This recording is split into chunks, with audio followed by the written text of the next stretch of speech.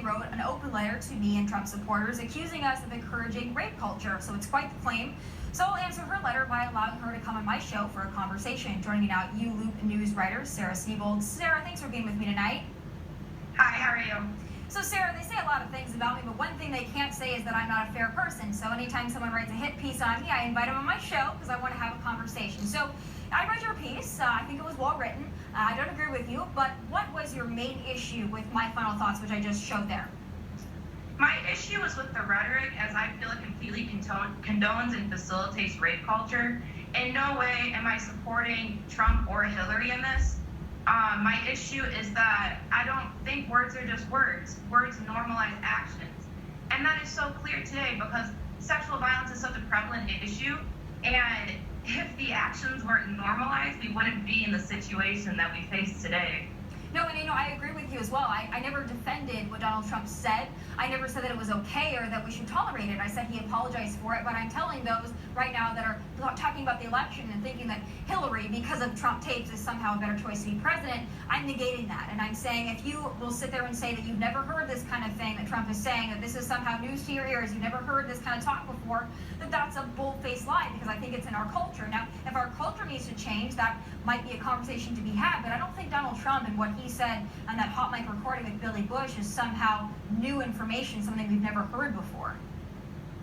See, but so my issue with this is that Trump needs to be still held responsible. It's not even specifically Trump, it's not Hillary. My issue is just with this language and the rhetoric.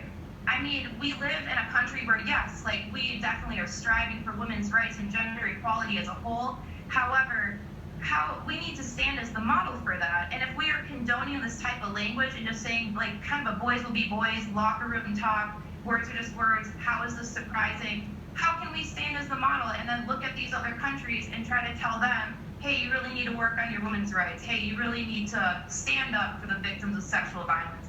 And that's my issue. And I completely understand where you're coming from because, see, in my article, I'm going to be honest. So I'm a super strong advocate for women's rights and obviously sexual violence victims.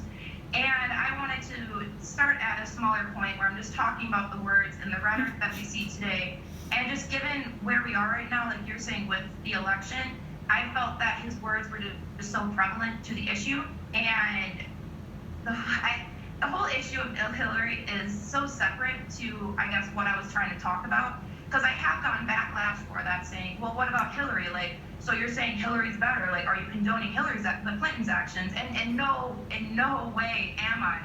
But you see, the problem is that I believe that if we weren't already normalizing the actions through our language, maybe we wouldn't have let the Clintons off the hook. Maybe they would have been held more accountable.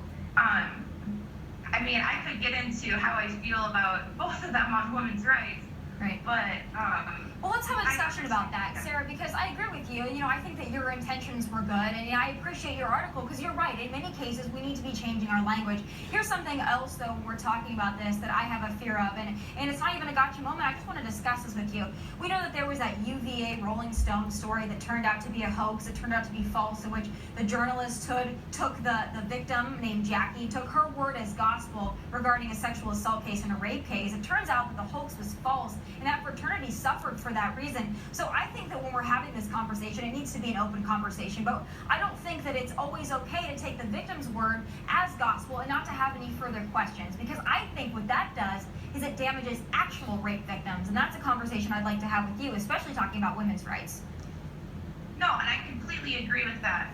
Well, the one thing that frustrates me the most is when women falsely accuse someone else, and I think what's so much more frustrating for me is, 2 out of 3 sexual assaults go unreported, and it is so difficult in our system today to actually pursue and achieve justice against your perpetrator.